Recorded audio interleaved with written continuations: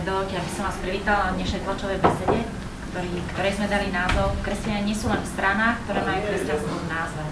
Dotkneme sa troch tém, a to bude kresťan v politike, tradičné hodnoty a ich ochrana a rodinná politika. Odozdala by som slovo Ľubovi Bechnemu, ktorý je zároveň kresťan s takým ekumenickým cítením. Ďakujem pekne, Erika. Ja vás tu chcem privítať vlastne na žilinskej pôde. Ceníme si, že štáb rozhodol, že jedna z tlačových konferencií bude mimo Bratislavu a že môžeme v strede Slovenska, tak vás tu všetkým vítam, aj novinárov, aj kolegov. Ja som vlastne asi jeden z mála evanjelíkov na kandidátke, čo sú kresťania, väčšinou katolíci, tak chcem povedať, že je to pre mňa taká česť, že môžem byť v tejto skupine. Keď som bol oslovovaný na kandidátku, tak nebolo vyslovene z kresťanských kruhov. A chcem povedať, že by som chcel presadzovať kresťanské hodnoty a vlastne pravdu. A myslím si, že za tou pravdou musíme použiť aj pravdivé cesty. No a niekedy kresťanské strany, ktorí boli v politike, nie vždy sa dodržiavali toho.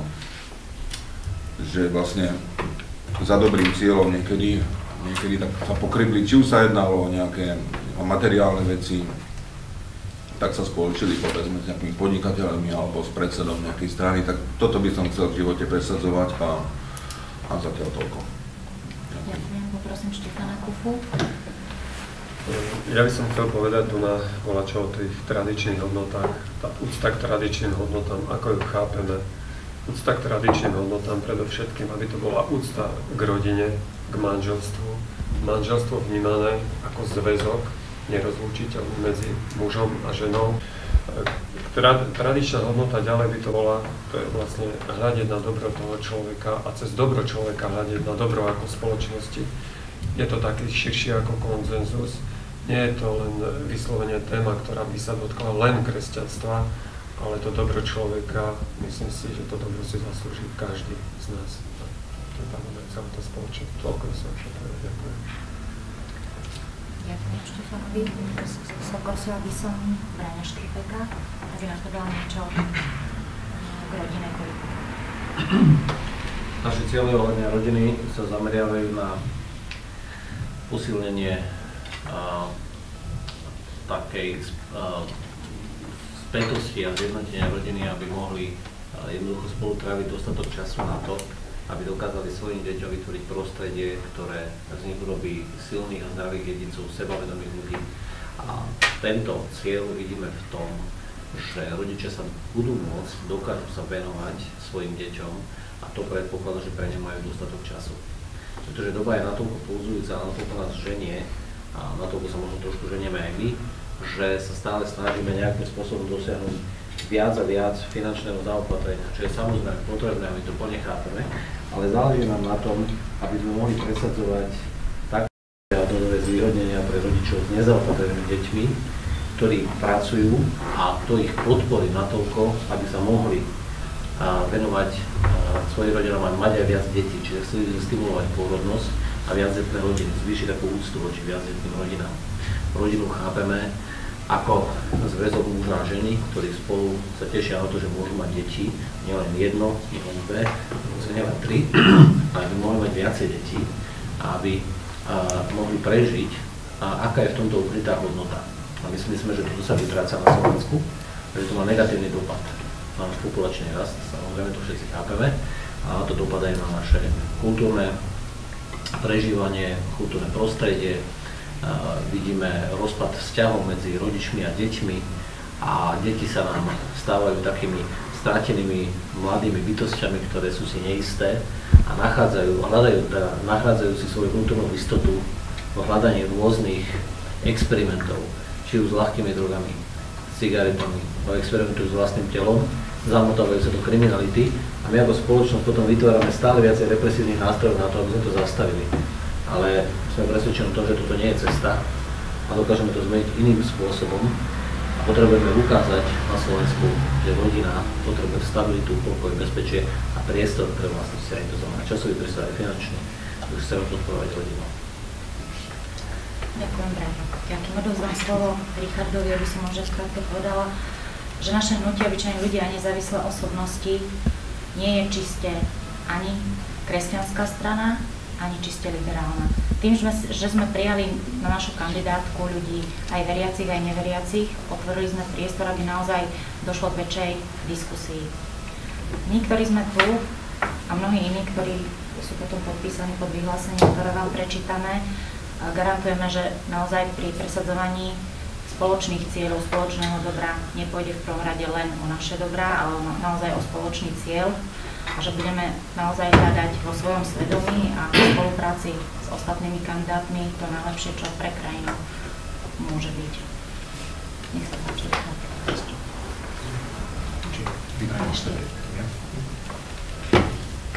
Tak dovoľte, aby som prečítal spoločné vyhlásenie kandidátov hlásiacich sa ku kresťanským hodnotám na kandidátke obyčajných ľudí a nezávislých osobností.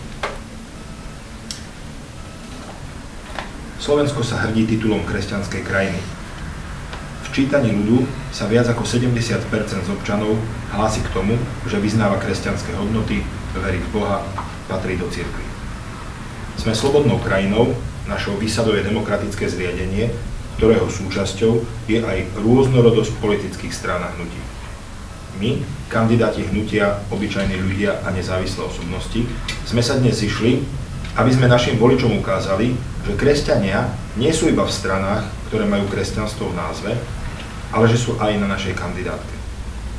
Sú to pritom ľudia, ktorí svoju vieru žijú a podľa nej konajú, ktorí sú najskôr kresťanmi, až potom politikmi, poslancami, starostami, učiteľmi.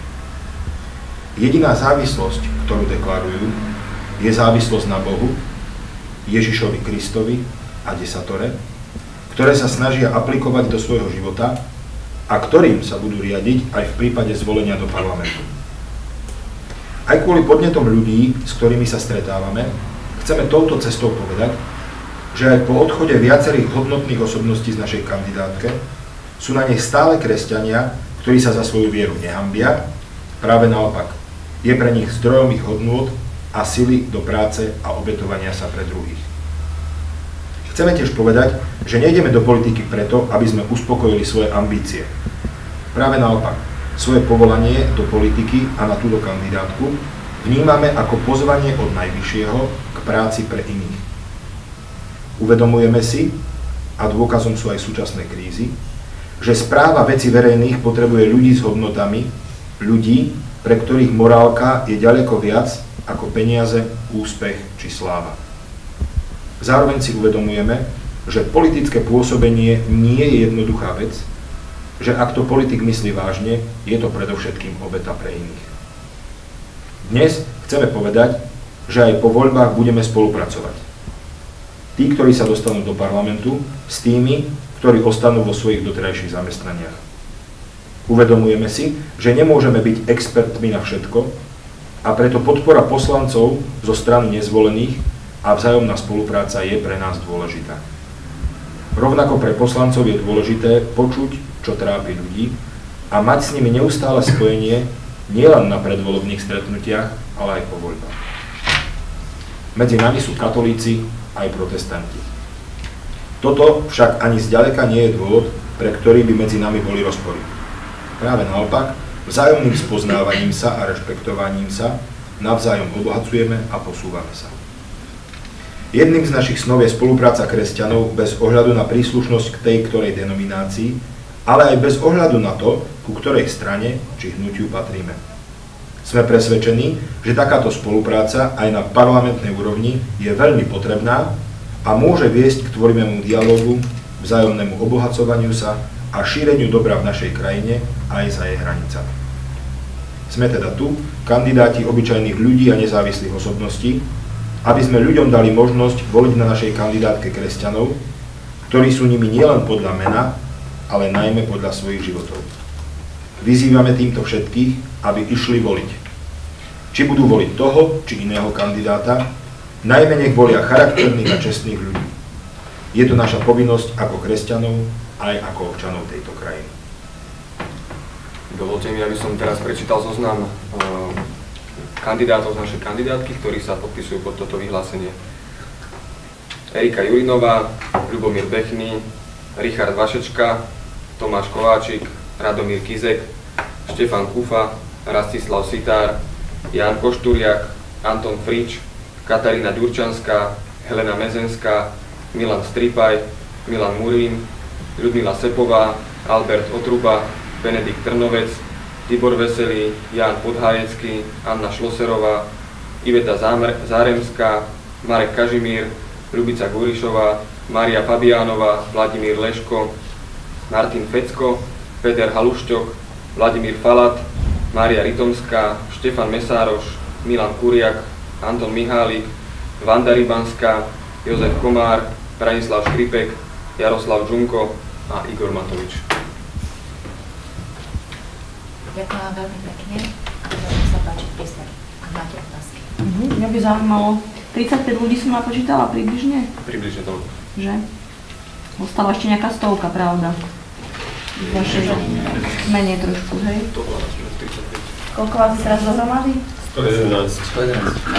Ste povedali, toto ma zaujalo, že ste povedali, že máte tam aj ľudí s vládením liberálnych hodnôt, hej?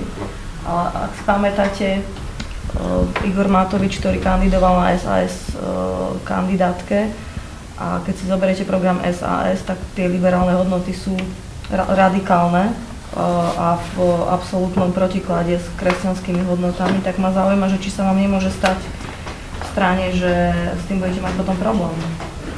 V prvom rade si treba uvedomiť, že naša kandidátka je kandidátka nezávislých osobností. Že nie je to strana, ktorá naozaj striktne prikazuje svojim členom, čo môžu a čo nie, ako členov nemá.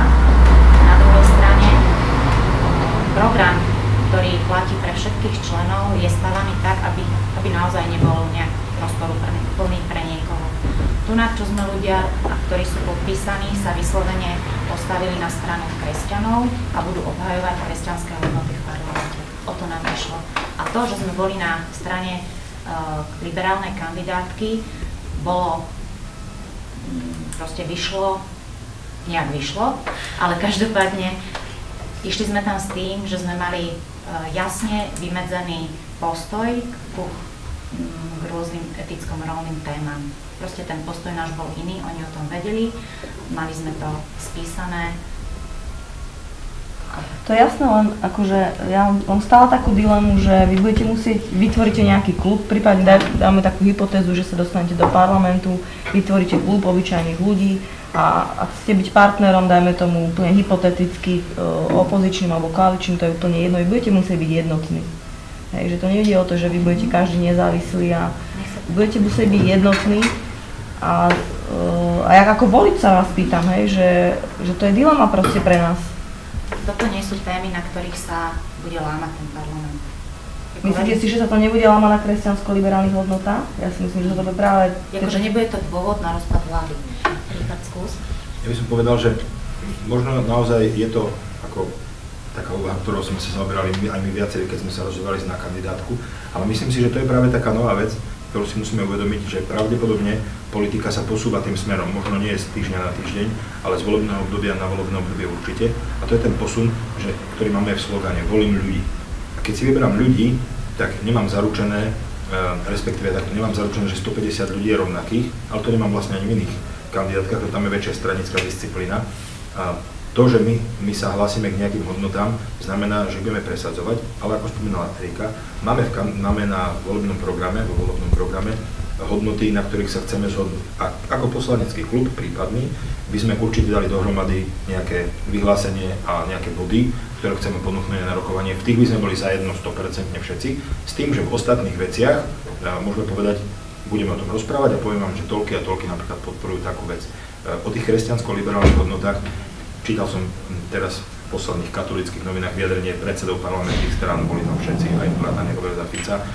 Vyzerá to naozaj tak, že ani nejaké čisto kresťanské hodnoty, ani čisto liberálne hodnoty vlastne v najbližšom volebnom období nemajú šancu, aby sa nejak prelomili. To znamená, že ani kresťania si nepresadia niečo, voči čomu je veľký odpor spoločnosti, ani liberáli zase na druhú stranu. Čiže to nebude téma podľa vás, hej? Je to téma, ale nebude to kritická vec. Najbližšie 4 roky asi nie. Budú iné problémy ekonomické, ktoré... Ešte by som poprosila Rastia, sektára. Som poznámku k tomu, že princíp tejto kandidátky je v tom, že naozaj je zložená z rôznych názorových skupín a je to vlastne neobvyklá A myslím si, že do budúcna perspektíva ponúka pre voličov, že si vlastne, použijem taký výraz technicky, nakonfigurujú zloženie toho klubu, toho ladenia, aké nakon sa voliči zhodnú. Vlastne túto tému posielame voličom. Poznámka vlastne k tomu aktuálnemu zloženiu pri tomto počte, koľko nás je, tak čo veľmi silno vnímam v našej kandidátke, je snaha o hľadanie konsenzov. Každý vychádza samozrejme z tej svojej platformy, stojí na nej pevne, ale dá sa i na týchto platformách snažiť hľadať konsenzus v dôležitých otázkach. Nie je to jednoduchý proces, ale pokiaľ sa konsenzus nájde, tak má ďaleko dlhšiu trvanlivosť ako cílovo presadené niečo. Že niečo sa prevalcuje hlasovaním, tak to vydrží možno týždeň niekedy, ako vidíme na dnešných zákonoch. Keď niečo ide z konsenzu, má to šancu prežiť mnoho dlhšie. Ja by som sa ešte možno vyjadril. Vy ste povedali, že musíme byť jednotní. Ja to takto nevnímam, pretože ako viacerí kolega povedali, sme nezávislí, aj celkovo deklarované, aj náš príchod na kandidátku bol týmto podmienený. Čiže každý máme svoj názor, každý má svoj program, povedzme, taký mini, okrem toho hlavného. Nedávno som počul takú možno prúpovidku, že kto vyhral voľby, alebo kto vyhráva voľby, napríklad komunálne na Slovensku, ktorá strana zďaleka s prevyšujúcim percentom sú to nezávislí kandidáti, poslanci, primátori. A ak funguje komunikácia a dohodnutie sa na komunálnej úrovni, neviem dôvod, prečo by nefungoval na najvyššej politickej úrovni. Ale na tej komunálnej úrovni, však sme v regióne, existujú prosto dohody, hej, že sú tam koaličné, opozičné dohody a že to nejde, aj v tom minulé volebné obdobie ukázalo prosto, že keď sa postavia 4 a 5, majú iný názor, že sa prosto ten väčšinový názor nedokáže presadiť potom. Ja si nemyslím, že tá politika sa dá robiť bez nejakých kolektívnych a rámcových dohôd. A keď sa to brzdí na jednom, dvoch ľuďoch, a to je práve váš problém obyčajných ľudí, hej, že tohoto sa do určitej miery ten volič bojí. Ja sama si kladiem otázku, keď sa rozhodujem, lebo pretože aj v tom bežnom živote ide o to, že sa dokážeme dohodnúť. A že sa vytýčia sa nejaké témy na začiatku, takto ideme jednotne týmto smerom a tu musia platiť tie dohody. To je v poriadku, sa stále dá spraviť, aj keby sme boli prípadne. To je dôležité, aby ste boli stabilný partner aj v tej koalícii. Keby sme boli prípadne napríklad po vláde, tiež programové vyhlásenie by sa netvorilo tak jednoducho ako v prípade klasických strán, ale museli by sme za ním sa naozaj stať každý jeden kandidát, nielen strana. Čiže ale stále tam nevidím problém na tom, aby sme sa na základných veciach smerovaní Slovenska vedeli dohodnúť. Čo samozrejme predpokladá, že sme naozaj otvorení k diskusii, záleží nám na nej. Zaoberáme sa ňou hĺbkovo, tak sme tvorili program. On nebol nadiktovaný, bol rozoslaný v časovej tiesni všetkým ľuďom a takmer možno podmienkou, ktorá predsa len bolo súhlas týmto programu, to znamená pripomienkovanie programu, oboznámenie sa s ním, schopnosť pochopiť a povedať súhlasím s každou vetou. Ak by toto nebolo nastalo, nemohli by sme sa ocitnúť na kandidátke a určite by 4 obyčajní ľudia neboli ochotní sa za nás postaviť takýmto spôsobom. Takže diskusia je veľmi dôležitá, ktorá musí byť fundovaná. To znamená, že nemôžeme tu prebehnúť očami, že dobre je to v poriadku. To znamená, že si to ďaleko viac vyžaduje náš osobný postoj, poradu s mnohými ďalšími ľuďmi, ktorých chceme reprezentovať. Keď nás budú voliť ľudia, potrebujeme mať názory. Je tu obrovská príležitosť takýmto zložením priniesť podnet na zmenu politickej kultúry, pretože niekedy sú prijímané alebo ponúchané do rokovaní dobré zákony a častokrát sa nepríjmajú len preto, pretože sú z opozičného tábora, z koaličného, z koaličného a stále sa to mení. Takéto zloženie kandidátky a možnosť na diskusiu a rokovania vytvára priestor na to, aby sa prijímali zákony, ktoré sú v prospech človeka, v prospech občana, obyčajného človeka. Je veľkou škodou, že každý mesiac musí byť prerokovaný 100 nových zákonov, čo v podstate sa tvárime, ako keby naša republika vznikla včera. Takže tu je priestor na to, tým, že máme názorovú pluralitu, k tomu, aby bolo možné naozaj vyjednávať zákony, ktoré sú naozaj v prospech človeka. Som ešte k tomu tak, ako chcel doplniť. Myslím si, že práve problematika a otázka rodiny, to je téma taká, ktorá dokáže skutočne spojiť takmer celé politické ako spektrum, lebo tá rodina naozaj, myslím si, že všetkým ľuďom, alebo aj všetkým tým poslancom v parlamente malo by na tom záležať a rodina je naozaj tým pilierom tej spoločnosti. To je taká vážna téma a práve rodina je tou, ktorá dokáže odraziť aj útok bohatých. V podstate vieme nájsť a otvoriť teda témy, ktoré nebudú rozdielovať aj ten parlament, aj to politické spektrum, naopak, ktoré to bude ako spájať.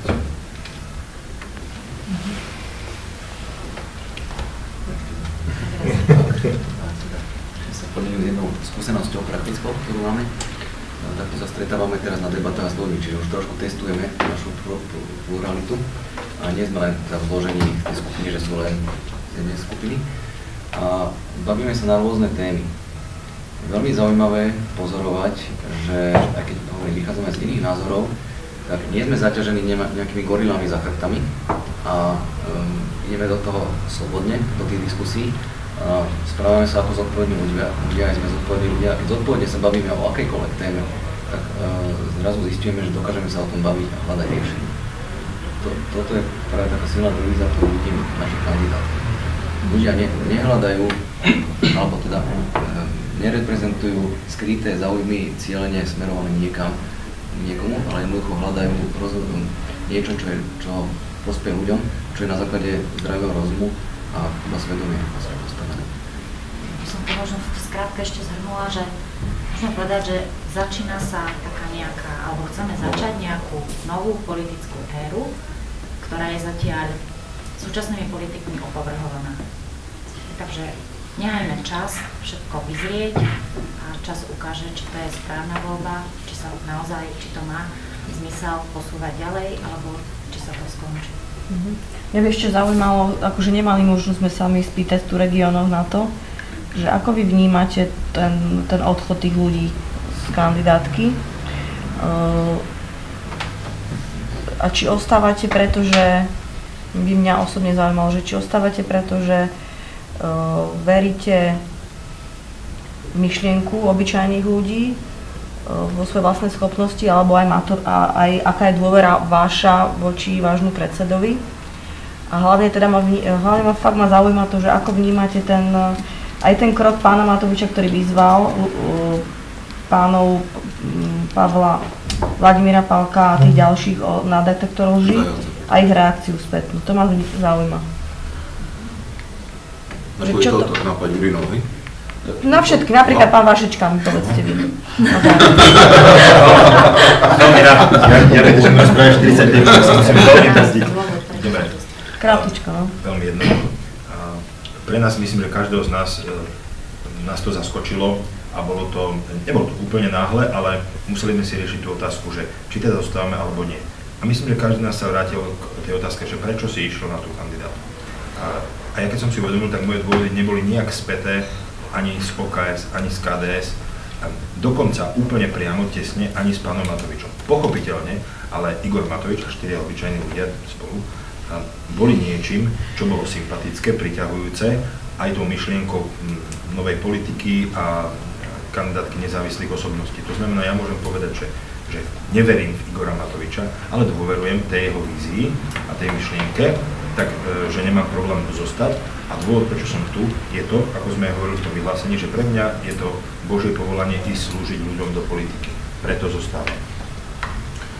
Môžem doplniť. Ja sám za seba považujem, že sme na nejakom moste, na nejakej ceste niekam a v nejakom prvom zádrhele neutekám z toho mostu. A to sme videli v minulosti, keď povedzme KDH odišlo z vlády kvôli niečomu a teraz vlastne odišli oni a ľudia čakali, že čo bude a vlastne nič, neponúkajú alternatívu B, takže skôr máme chuť niečo budovať, ako deštruovať, takže toto vlastne oni odišli, ale neponúkajú žiadnu variantu, tak ja za seba som to vyhodnotil tak, že... No ale čo to bola za reakcia tých ľudí, ktorí odišli? Čo to bola za reakcia? Bola to ješitnosť? Alebo to bolo skutočné dôvody za tým, že nemôžem ísť dať detektor lži, alebo... Čo to bolo? Veľmi nás to prekvapilo, ako sme povedali. Čo sa týka poligrafu, možno tiež nie sme celkom, že považujem to za neštandardný prostriedok, ale teraz, ako spomínam, my chodíme po regiónoch A vidíme obrovský kontrast, ktorý tu v tejto republike je. Na jednej strane vidíme ľudí, ktorí obracajú každé euro, sú to drobní podnikateľa, ľudia, ktorí pracujú, ktorí vlastne naozaj hospodária ako sa dá. Na druhej strane, kauza Gorila v svojej hlote odkryla obrovské plytvanie, alebo naznačila obrovské plytvanie na úrovni štátu. A dochádza tu, toto nie je štandardná situácia. Jednoducho je to taký obrovský rozpor, ktorý teraz vnímame, že vedie k apatii ľudí, vidíme to na odhodlávaní sa ľudí ísť k voľbám.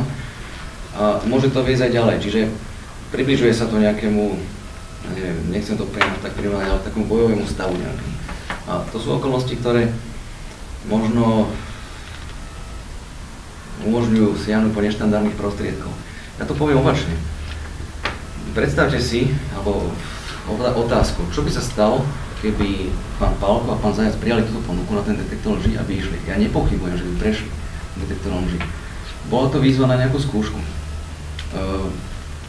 Keby to urobili, tak ja si viem veľmi živo teraz predstaviť tú obrovskú nádej, ktorú by ľudia dostali, že áno, sú tu ľudia, ktorí to myslia naozaj vážne a sú ochotní postúpiť nejakú takúto skúšku, ktorej možno ani neveria, alebo teda nepožadujú za nejakú výpovednú, ale jednoducho spravia kvôli tomu, aby dali jasný signál tomu, že chceme ísť čestne do veci a zodpovedne. Takže ich reakcia bola výsledkom čoho? Ťažko, neviem. Vy to ako vnímate kresťania? Mňa to zaujíma, ako to kresťan vníma. No, ak môžem, teda, mne sa to zdalo unáhlená tá trošku tých reakcií, že vlastne bolo možné využiť iné prostriedky, komunikovať vo väčšom kruhu a neísť do televízie a vlastne... Pretože pre mňa pán Mikloško bol vždy ikona demokracie a čistoty. Každý si to vyhodnocuje asi po svojom. Ja by som povedala, že treba to asi uzavrieť s tým, že nám je ľúto, čo sa stalo, ale proste je to fakt a vybrali si to oni. Ako nikto ich nenútil odísť, ani sa mi nepáči to smerovanie, že dotlačili ste ich, naozaj to takto nevnímam. Proste oni si zvolili cestu, že radšej odídu z kandidátky, ako by mali prejsť detektorom lží. No a potom prišla protireakcia, útok na Matoviča, hej? Táto reakcia, ja som sa k tomu vyjadril na blogu, bola reakciou zo zranenia, z bolesti. Vedeli by sme ju uchopiť ako oprávnenú, v tom zmysle, že v každom sporiacom sa konflikte, v každom spore a konflikte nevyhnutne nastanú bolestivé rany. Vynecháme objektivitu tej rany, ako vznikla, ale že spôsobuje bolesť a tá motivuje prudkú reakciu. Ja osobne by som očakával od skúsených politikov, aby sa tejto prudké reakcie boli vyhli pred zrákom celého národa a dokázali by jednať so znešenejším prístupom. Stále si vážim týchto mužov, ktorí vystúpili na tlačovke v pondelok hneď po začiatku konfliktu, ale musím povedať, že očakával by som osobnostne trochu zrelší prejav. Vyslovujem to s úctou voči ním.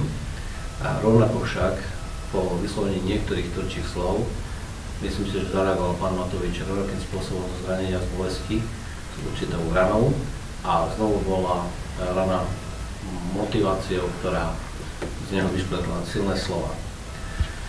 Zdá sa mi, že mužovia pôsobiaci v tak vysokých sférach mali, snáď mohli, a možno snáď to slovo mali, dokázať prejaviť väčšiu veľkodušnosť, väčší rozhľad, väčšiu pevnosť v tých postojov a slovách. Bohužiaľ, nebolo to tak a myslím si, že zase zrelosť voliča, občana a diváka tohto sporu by mohla spočívať v tom, že nebudeme rovnako nasledovať nejaký hnev a dávanie a rany a dokázali by sme povedať, skúsme vyťažiť z tejto situácie niečo ďalšie, neplačme, jak sa hovorí, nad rozhľadným mliekom, ale nad rozbitým tanierom a pozrieme sa na to, kam sa vieme pohnúť. Nie celkom k tomu došlo, ale rešpektovať to, že jedna strana mala taký názor a druhá taký, si myslím, že je nutné, pretože my nemôžeme nikoho k ničomu prinútiť. Ani oni seba navzájom, ani my ako tretia strana nezávislá osobnosť môžeme povedať, ako to malo byť. Takže rešpektovať, že takto sa to stalo, poučiť sa z chýb a byť taký zodpovedný a múdry, aby sme do budúcnosti dokázali ísť s novým pohľadom na vec. Môžem ešte? Tak ja by som tak netradične, pani redaktorka, viete si predstaviť, že by sme tak nasledovali ďalší ako týchto mužov a takmer všetci? Ako to myslíte, nerozumiem. Keby sme odišli. Že by sme tiež odišli, že by sme nasledovali ako toto konanie. Nie, ja sa zaujímam o to, ako vníma kresťan túto reakciu. No, my sme zostali, aspoň teda ja za seba poviem takto, ja som si povedal takto, chcem ostať alternatívou pre voliča. A moji voliči, konkrétne moji, to ste práve aj vy, ktorí je váhajúci a tí, ktorí nechce ísť ako voliť. Najviac v tejto volebnej kampani práve oslovujem ľudí, ktorí nevedia, koho majú ísť voliť stále, alebo tých, ktorí voliť nechcú. Tí, ktorí idú voliť a vedia, koho voliť, tak ich len k tomu ako povzbudzujem, že áno, dobre, choď. A už len poslednú otázku mám, že ste kresťania, už ste sa spolu modlili? Aj teraz tu A modlívate sa? Aj teraz tu pred tým stretnutím, že sa modlili nejaký čas. No je to, pani redaktorka, asi takto. Človek, ktorý je ako veriaci, dá sa vôbec nemodliť?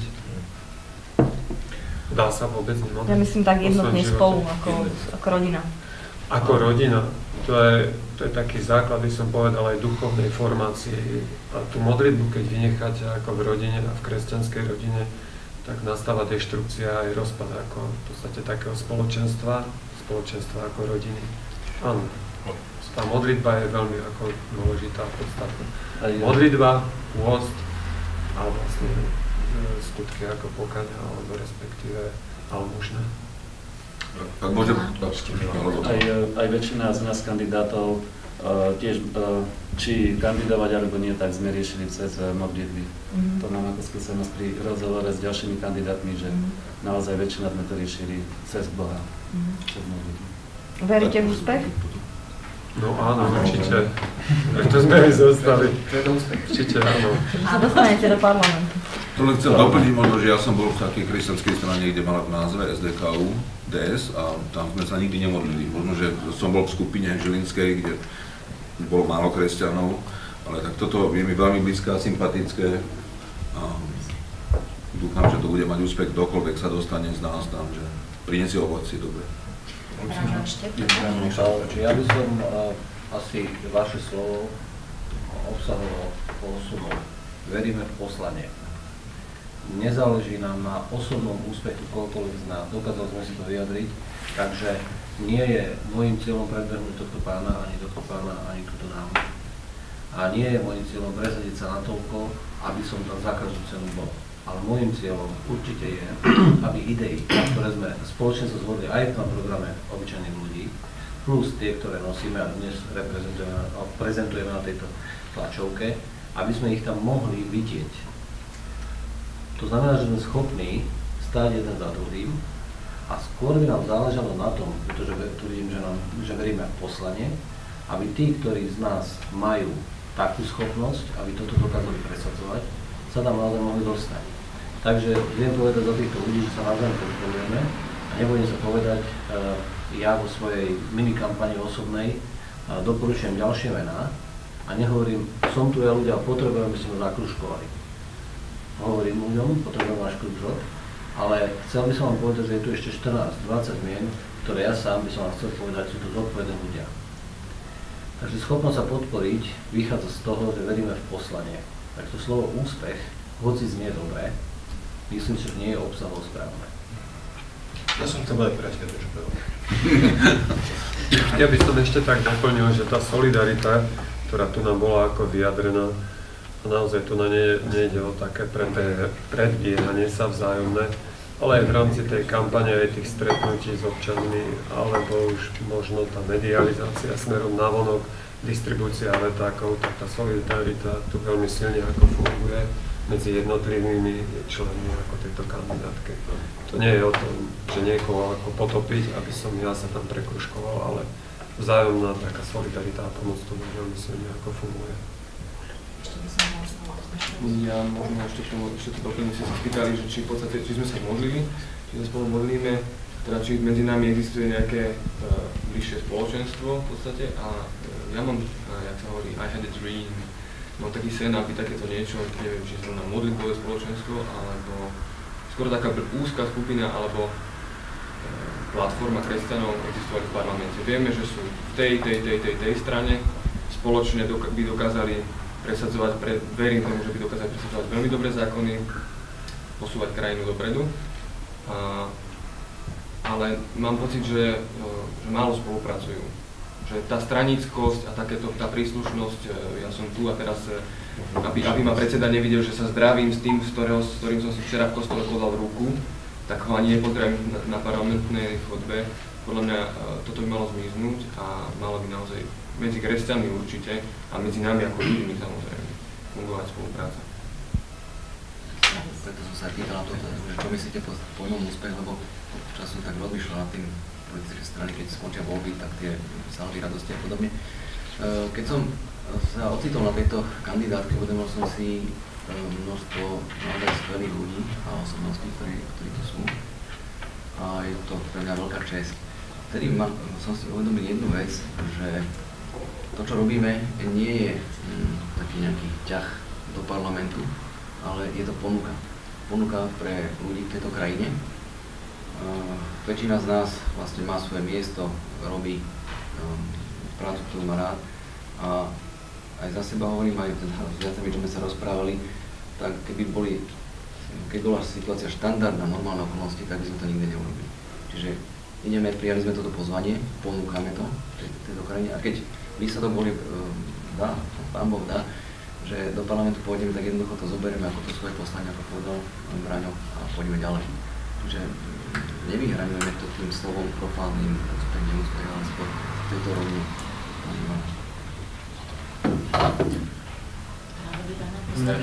Reagujem na to, či sa modlíme spolu. Viacerí z nás sa modlíme častokrát spolu, niekedy aj cez telefón. Ale nielen, že sa my modlíme, ale zároveň aj vyzývame ostatných ľudí k modlitbe. Pripájame sa viacerí z nás ku kampani Tvoja vec, 40 dní modlitieb a postu. Máte možnosť zliadnúť, keď sa vlastne kresťania majú možnosť zapojiť do modlitieb a postu za voľby, teda nie za nás, za náš úspešný výsledok alebo za niečí úspešný výsledok, ale za voľby ako také. A tiež chceme ešte iniciovať, nie je to úplne dotiahnuté, to, aby noc z piatka na sobotu, tam, kde budú otvorené dvere, aby to bola noc modlitieb. Teda noc pred voľbami. Takže tiež nestačí sa len sami o sebe modliť, ale vyzývať aj iných. Teda aj vás pozývame.